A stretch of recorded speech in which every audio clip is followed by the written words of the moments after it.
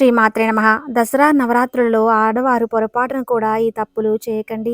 దేవీ నవరాత్రులలో పొరపాటున కూడా చేయకూడని పనులు, అలాగే నవరాత్రులలో చేయవలసిన పనుల గురించి ఈ వీడియోలో తెలుసుకుందాం. అలాగే మీరు వీడియోని చివరి వరకు చూసినట్లయితే పూర్తి విషయం అంతా కూడా అర్థమవుతుంది. ఈ వీడియోకి ఒక లైక్ చేసి జై దుర్గామాత అని కామెంట్ చేయండి. ఈ ఏడాది అక్టోబర్ 3వ తేదీ నుంచి దేవీ నవరాత్రులు ప్రారంభం కానున్నాయి. అక్టోబర్ 12వ తేదీ ముగియనున్నాయి. పురాణ ప్రకారం నవరాత్రుల వేళ అమ్మవారు భూలోకానికి వచ్చి భక్తులకు దర్శనమిస్తారని నమ్ముతారు. అలాగే ఈ సమయంలో ఉపవాసం ఉండేవారు కొన్ని పద్ధతులను తప్పనిసరిగా పాటించాలని ఆధ్యాత్మిక పండితులు చెబుతున్నారు. ఆశ్వయుజ మాసంలోని శుక్లపక్షంలో పాడ్యమి తిథిలో హస్తా నక్షత్రంలో కూడుకొని ఉన్న శుభదినాన ఈ దేవీ పూజ ప్రారంభించుటకు చాలా మంచిదని మార్కండేయ పురాణం చెబుతుంది. అందువల్ల ఆ రోజు నుండి నవరాత్రులను ప్రారంభిస్తారు. అయితే ఎంతో పవిత్రమైన దసరా నవరాత్రుల్లో పొరపాటున కూడా ఈ పనులు చేయకూడదని ఆధ్యాత్మిక పండితులు చెబుతున్నారు. 7 తరాల వరకు వదలని దరిద్రం పడుతుంది. అమ్మవారికి కోపం వస్తుంది. కష్టాలు సమస్యలు వస్తాయి. కోరి కష్టాలు తెచ్చుకున్నట్లు అవుతుంది. కనుక దసరా నవరాత్రుల్లో ఎవరూ కూడా తప్పులు పనులు చేయవద్దని ఆధ్యాత్మిక పండితులు చెబుతున్నారు. మరి దసరా నవరాత్రుల్లో ఏ పనులు చేస్తే దరిద్రం చుట్టుకుంటుంది అనే విషయాన్ని ఈరోజు మనం ఈ వీడియోలో వివరంగా తెలుసుకుందాం. ఆడవారు నవరాత్రుల్లో ఇంటిని పరిశుభ్రంగా ఉంచుకోవాలి. రోజుకు ఒక్కసారి అయినా సరే ఇంట్లో ధూపం వేయాలి. అలాగే దేవీ నవరాత్రుల్లో అఖండ దీపం పెట్టేవారు వారు ఇంట్లో 9 రోజుల పాటు ఎవరో ఒకరు ఉండేలాగా చూసుకోవాలి. అంతేకాని ఎవరూ లేకుండా ఇంటికి తాళం వేయకూడదు.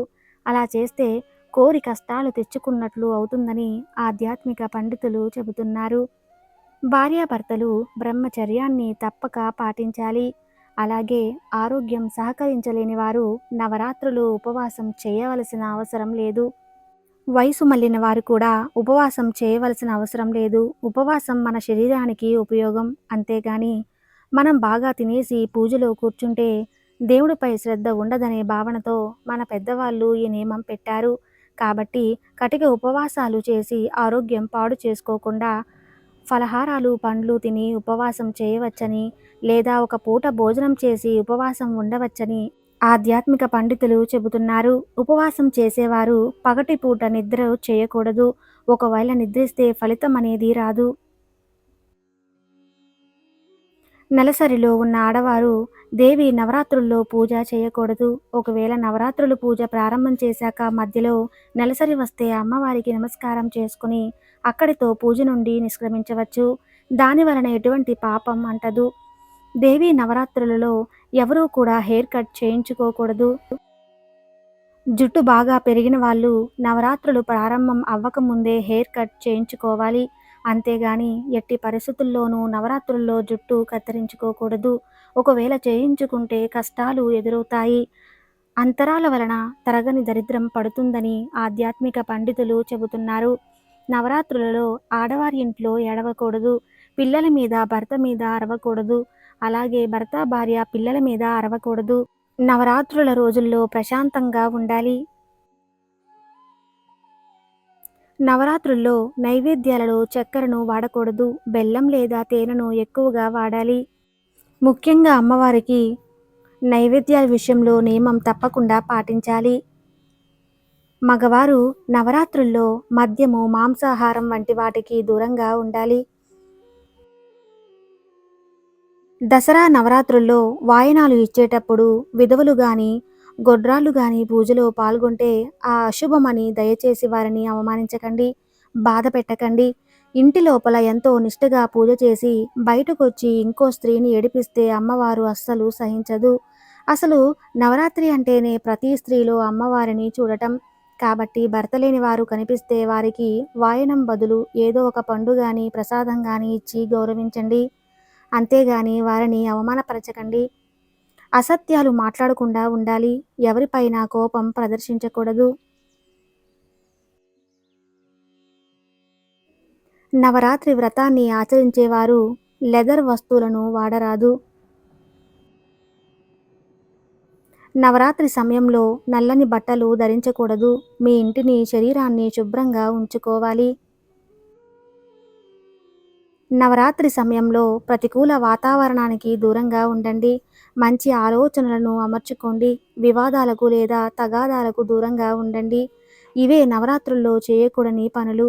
కాబట్టి మీరు కూడా దసరా నవరాత్రుల్లో ఈ పనులు చేయకుండా జాగ్రత్త పడండి. దేవి నవరాత్రి సమయంలో చేయవలసిన పనులు ఏంటో ఇప్పుడు మనం తెలుసుకుందాం. నవరాత్రుల వేళ ప్రతిరోజు సూర్యోదయం కంటే ముందే నిద్రలేవాలి. దుర్గామాతను స్మరించుకుంటూ ఉపవాస దీక్ష కొనసాగించాలి. నవరాత్రుల సమయంలో ఉపవాస దీక్ష చేసేవారు దశమి తిథి వరకు అఖండ జ్యోతిని వెలిగించి ఉంచాలి. ఒకవేళ అది సాధ్యం కాకపోతే ప్రతిరోజు ఉదయం సాయంత్రం దీపారాధన చేసుకొని హారతి కూడా ఇవ్వచ్చు. దుర్గాదేవికి ఎరుపు రంగు అంటే చాలా ఇష్టం.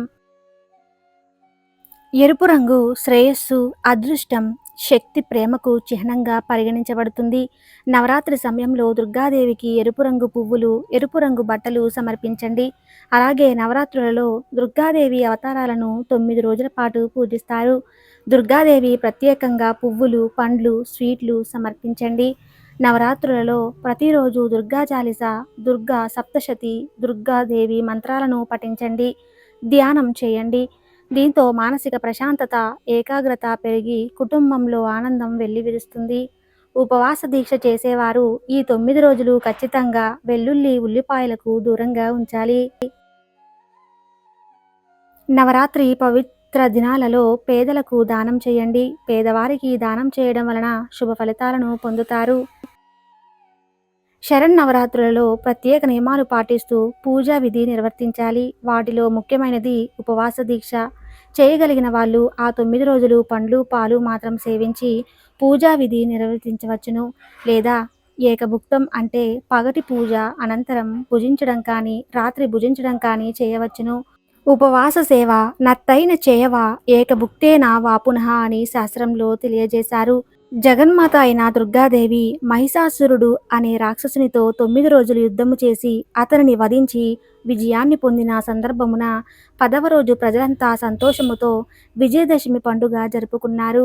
బ్రహ్మదేవుని వరాల వలన గర్వికుడైన మహిషాసురుడు దేవతలతో ఘోరమైన యుద్ధం చేసి వారిని ఓడించి ఇంద్ర పదవి చేపట్టాడు.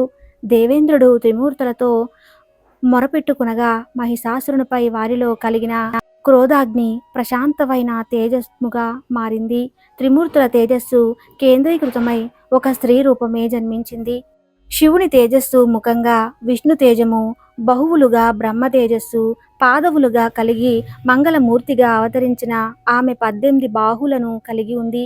ఆమెకు శివుడు శూలమును, విష్ణువు చక్రమును, ఇంద్రుడు వజ్రాయుధమును, వరుణదేవుడు పాశమును, బ్రహ్మదేవుడు అక్షమాల కమండలం, హిమంతుడు సింహమును వాహనంగాను ఇచ్చారు. ఇలా సర్వదేవతల ఆయుధములను సమకూర్చుకొని మహిషాసురుని సైన్యంతో తలపడి భీకరమైన యుద్ధాన్ని చేసింది అమ్మవారు.